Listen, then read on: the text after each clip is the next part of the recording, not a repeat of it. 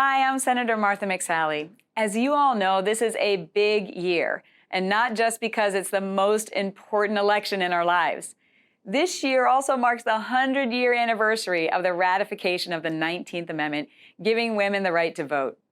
During this Centennial celebration, I hope we can take a moment to honor the brave women who blazed the trail for us and encourage a new generation of strong women who are leading today.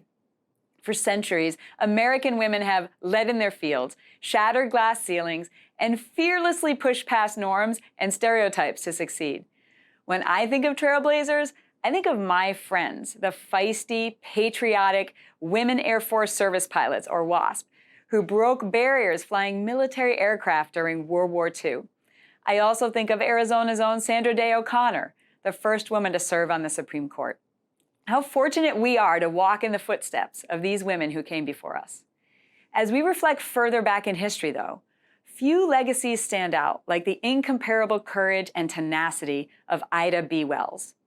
Born in the Confederate South just 6 months before Abraham Lincoln signed the Emancipation Proclamation, Ida and her family faced prejudice and discrimination. But from a young age, Ida's parents taught her the importance of education and political involvement. From her parents' active involvement in the Republican Party, she saw firsthand the impact of advocating conservative policy at a time of not only great division, but also great healing for our nation. Overcoming many obstacles throughout her life, including the tragic loss of both her parents at the age of 16, Ida was not deterred from pursuing her education and dreams. It was this unstoppable spirit that led her to suing a railroad company after being forcibly removed from segregated train cars.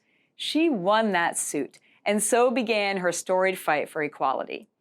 Ida began leading anti-lynching campaigns. Just think about the courage it took for her to stand up for what was right during such a fragile time in our nation's history. She went on to establish several civil rights organizations, including the first Black women's suffrage group, Alpha Suffrage Club in Chicago. In 1913, when women marched on Washington for the first time demanding the right to vote, Ida was there. Her dogged pursuit of equality led to the passage of legislation giving women over the age of 21 the right to vote in presidential and municipal elections, which laid the groundwork for the eventual passage of the 19th Amendment, just one of the many cracks she put in that glass ceiling. Ida was fighting for equality for all women, and we wouldn't be where we are now without her bravery. I am grateful to patriots and pioneers like Ida, who paved the way for me to continue to break through barriers and buck norms. During my 26 years in the Air Force, I put my life on the line flying the A-10 Warthog and was the first woman in U.S. history to fly a fighter jet in combat.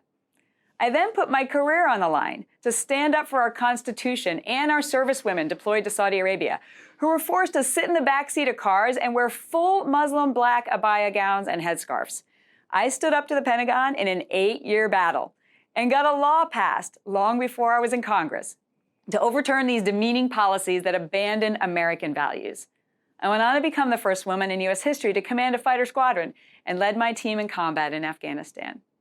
My path, like the female pioneers and patriots who came before me, was not easy, but I would do it again in a heartbeat, and we still have work to do. I've spent my life fighting stereotypes about what all women could or should do, but I'm so thankful we live in the greatest country in the world where laws, policies, and hearts can change with the dedication of brave Americans who believe in the ideas on which this great nation was founded: equality, opportunity, and freedom. To celebrate the 100th year of the 19th Amendment, I hope you join me in pledging to continue to fight for equality and opportunity so that the women and girls of the next generations can meet their God-given potential and dreams.